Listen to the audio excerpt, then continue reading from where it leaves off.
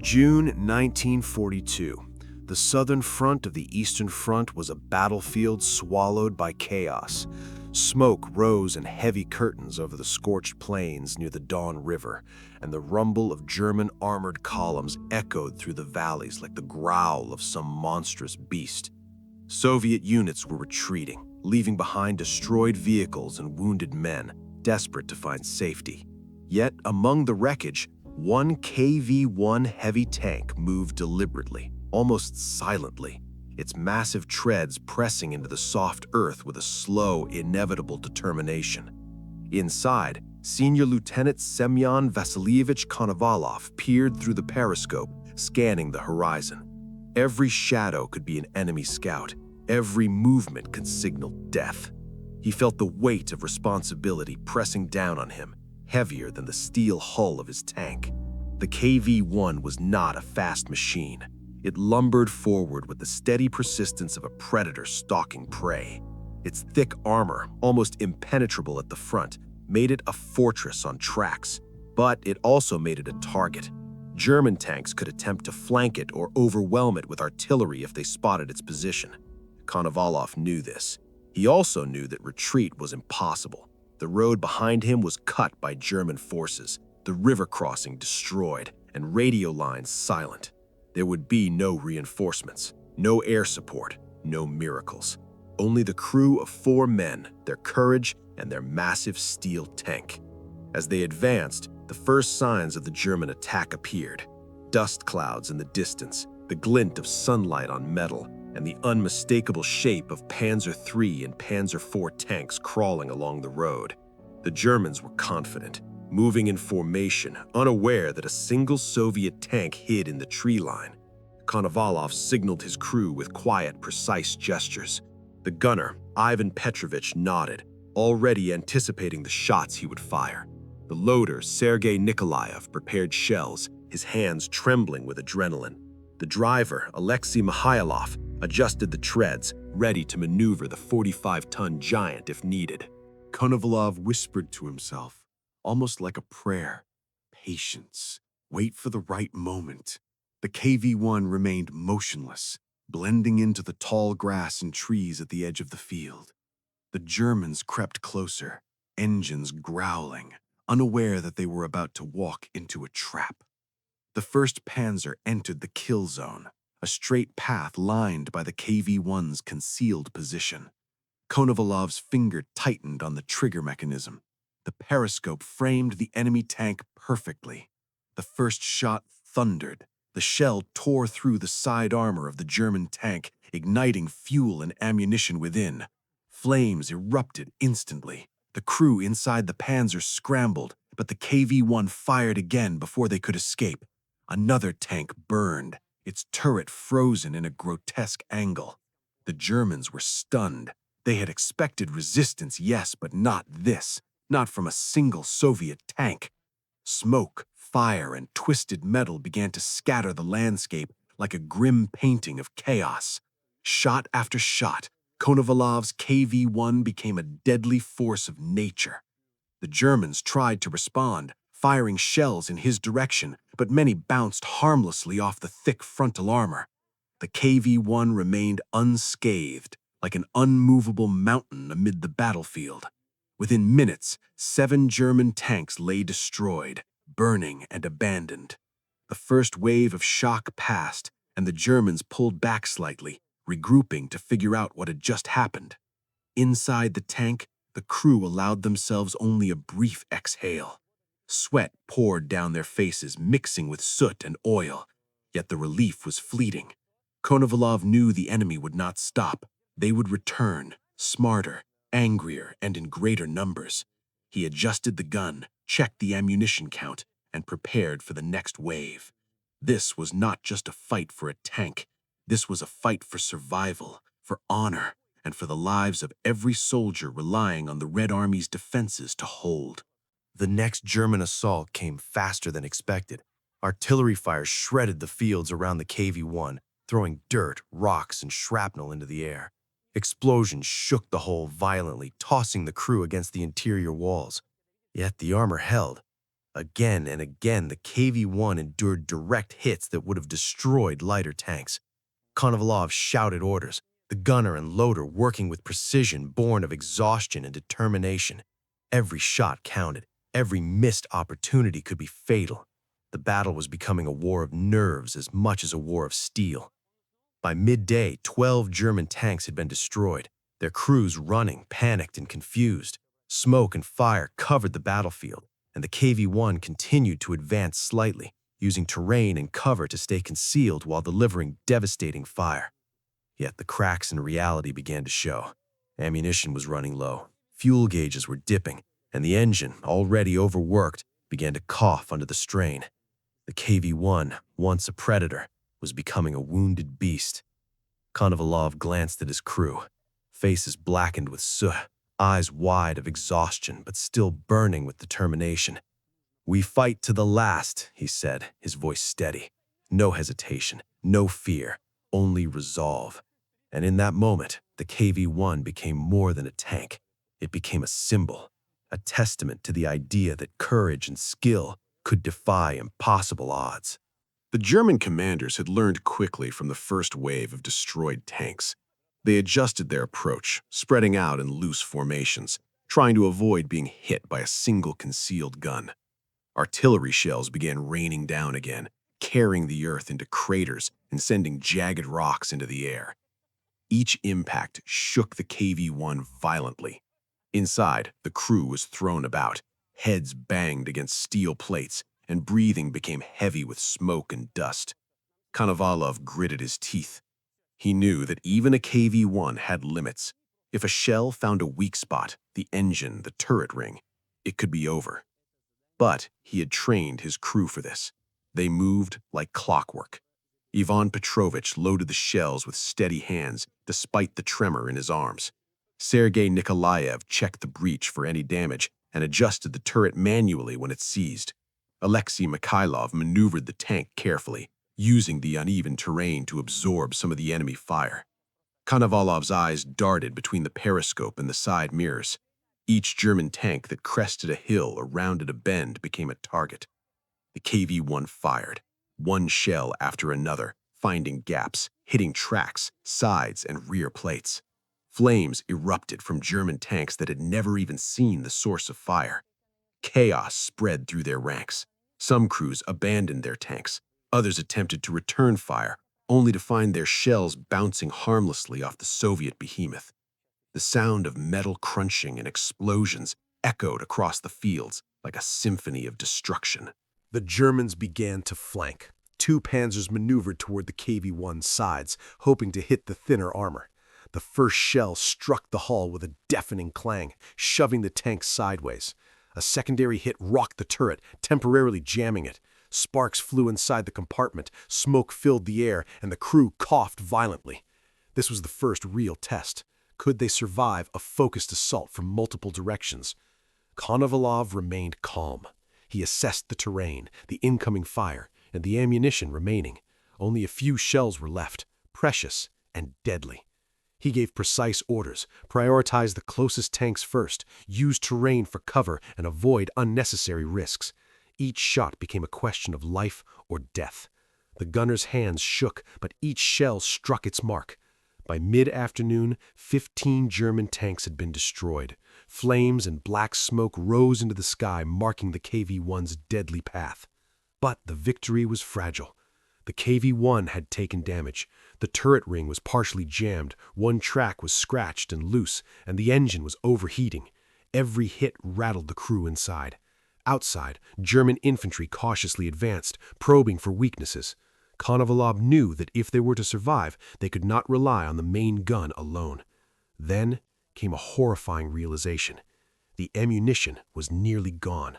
Only a handful of shells remained. The gun could fire maybe 2 or 3 more times. Beyond that, the tank would be helpless.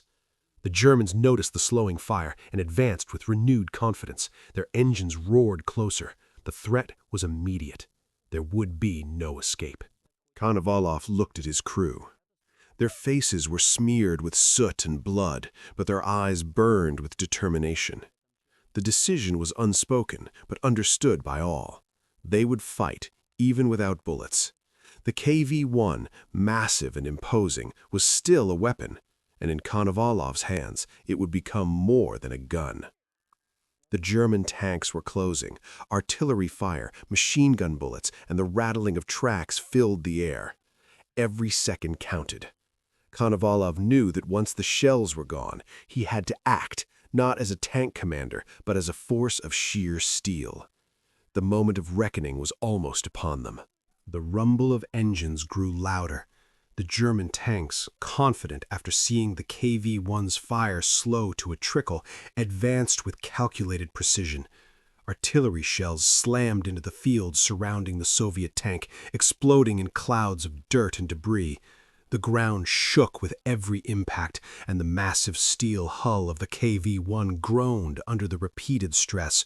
Sparks flew inside the fighting compartment where a shell had grazed the turret. Smoke thickened, and the stench of burning metal and fuel filled the cabin. The crew coughed violently, choking on grit and dust. Konovalov's eyes, sharp and alert behind the periscope, scanned the advancing panzers. They were closing the distance, unaware that their target, though nearly out of ammunition, was still a threat. "How many shells left?" he asked quietly, his voice cutting through the chaos.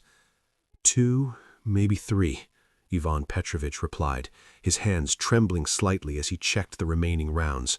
Konovalov's jaw tightened. He understood instantly what this meant. Their firepower was gone.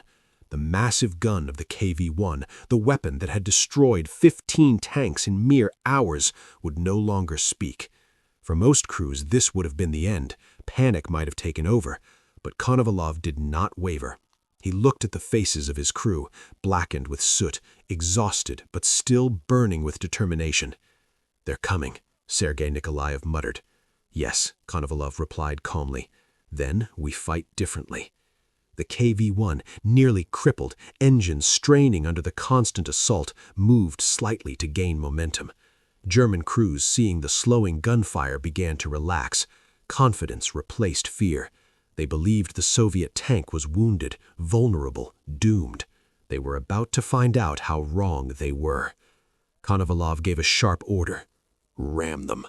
The word barely echoed before the KV-1 lurched forward, the engine roaring with effort. The massive treads crushed the uneven terrain as the tank surged ahead like a living beast. The Germans froze, shocked. A tank without shells? Advancing? Madness. It was almost impossible to believe.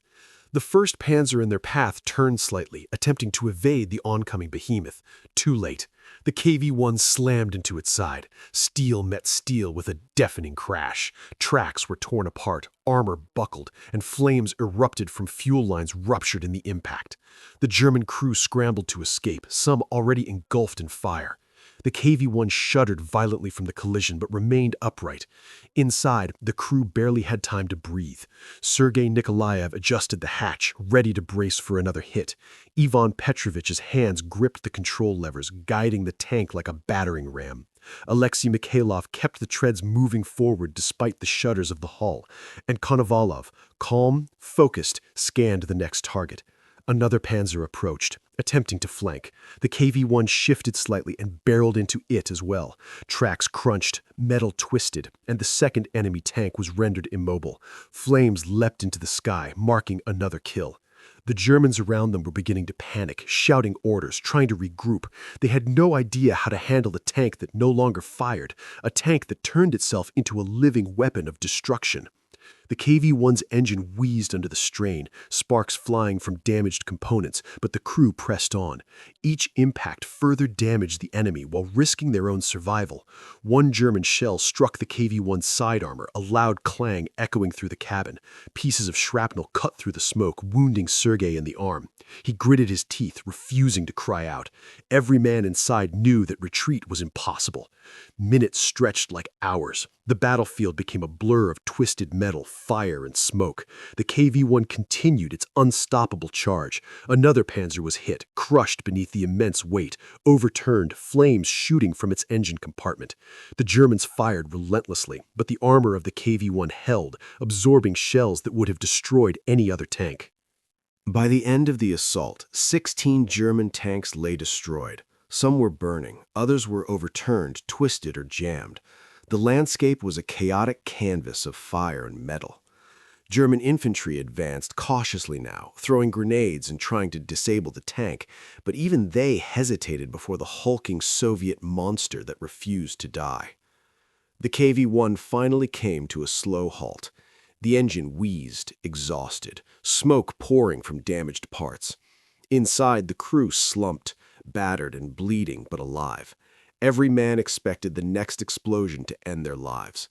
Yet for now, the war machine they had fought with and inside of had carried them through the impossible. Konovalov surveyed the scene. The Germans would report the battle differently, describing a heavy tank destroyed, crew eliminated. They could not believe that a single Soviet KV-1 had wrought such havoc and survived. But the evidence, 16 destroyed panzers, the twisted metal, the black smoke rising from the fields told the true story. The crew, exhausted, wounded, and blackened with soot, quietly tended to each other. Every man alive knew they had faced death and walked through it. They had no ammunition, no functional main gun, but they had survived where many would have fallen. That day, a single tank, driven by courage, skill, and desperation, had turned the tide of fear itself. The KV-1 had refused to die. Its crew had refused to yield. And though the battlefield around them lay in ruin, the legend of Semyon Konovalov and his KV-1 was only beginning. Silence descended on the battlefield. Smoke from burning German tanks curled into the sky, thick and black, obscuring the sun. The KV-1, scarred, battered, and exhausted, sat motionless among the craters and shattered earth. The ground smelled of burnt metal and fuel. For anyone approaching, it appeared to be a corpse of a machine, a tank that had given all it had and finally succumbed. German soldiers, cautious yet confident, advanced, expecting to finish off the last surviving crew members. Grenades were thrown at the hull. Shells were fired into the sides. Yet, inside the steel coffin, life persisted. Hours passed. Dust and smoke began to settle. German infantry, believing the crew dead, withdrew to regroup.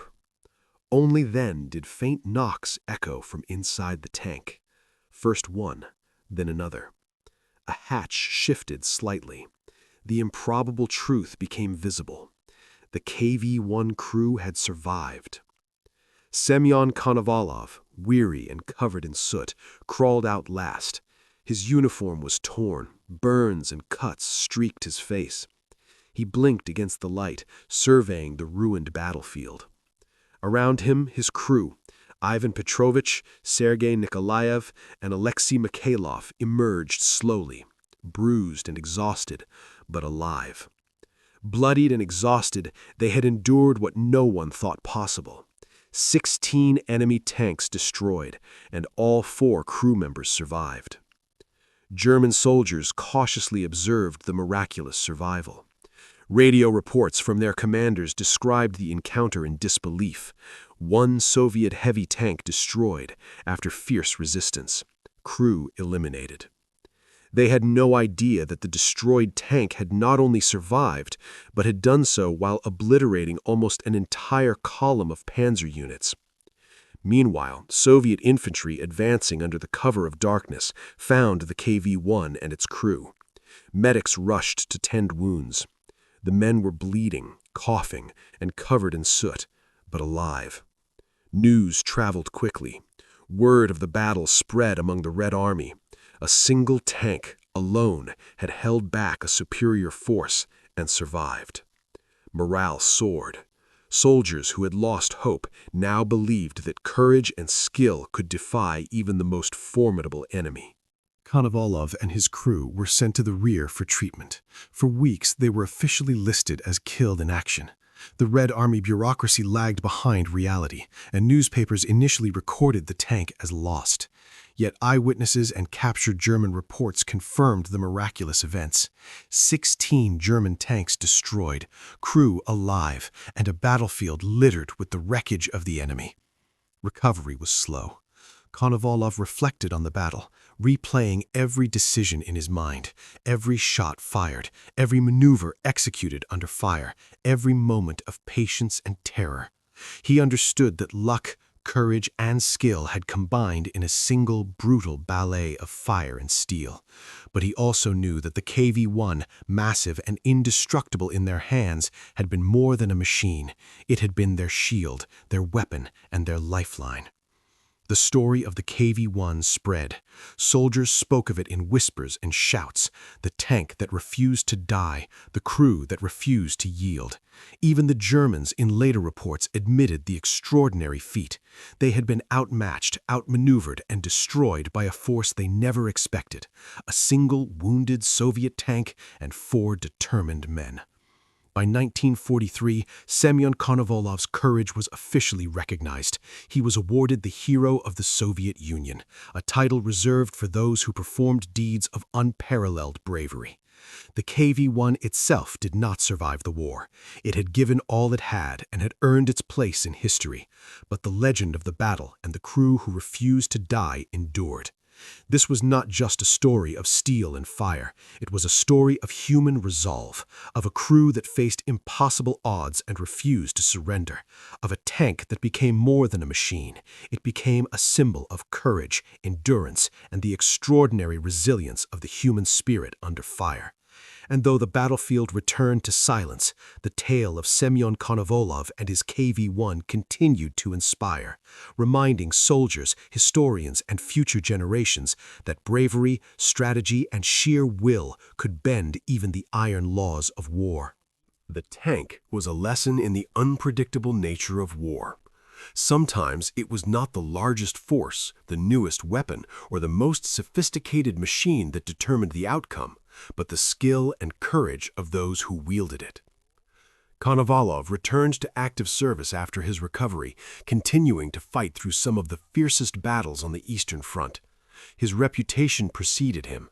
Soldiers and officers alike recognized the man whose tank had defied impossible odds. In every encounter, the lessons of that day stayed with him: patience, observation, precision, and the willingness to turn desperation into opportunity. History remembers the battle not for the strategic shifts it caused, but for the demonstration of human resilience. The field near the Don River, littered with burnt-out panzers and scorched earth, was a reminder that war could produce moments of extraordinary heroism. Konovalov's actions exemplified what a small group, armed with courage and intelligence, could achieve against overwhelming odds. Years after the war, historians would analyze the battle and write about the legend of Semyon Konovalov. His KV-1 was described not as a machine, but as a symbol, steel and fire given life by human courage.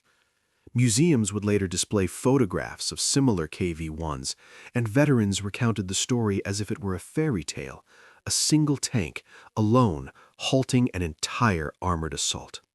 Yet it was real. Every detail had been documented: the 16 German tanks destroyed, the final ramming attack, the survival of the entire crew. The impact of the battle extended beyond morale. Officers studied Konovalov's tactics, noting how patience, terrain, and precision could allow a smaller force to punch far above its weight. His decision to ram enemy tanks when ammunition was depleted became a case study in improvisation and bold thinking under pressure. The KV-1, once only a heavy tank designed to withstand hits, had become a legend because of the minds and hearts that drove it. Konovalov himself lived long enough to see the story told, retold, and honored. He never glorified his actions, insisting that the bravery of his crew and the durability of the KV-1 were what mattered. Yet the awards, medals, and recognition followed. The Hero of the Soviet Union was more than a title. It was an acknowledgement that heroism could take many forms, even in the harshest conditions imaginable. The battlefield has long since returned to silence, and the steel of war has rusted into memory. But the story of that day, the courage of a crew, the indomitable spirit of a Soviet tank, and the defiance of odds that should have destroyed them, remains vivid. It is a reminder that history is not only written by generals and governments, but by individuals who, in moments of extreme pressure, choose to act with resolve. 1 tank, 4 men, 16 enemy tanks destroyed, and a legacy that endured long after the last shot was fired. Semyon Konovalov and his KV-1 had refused to die.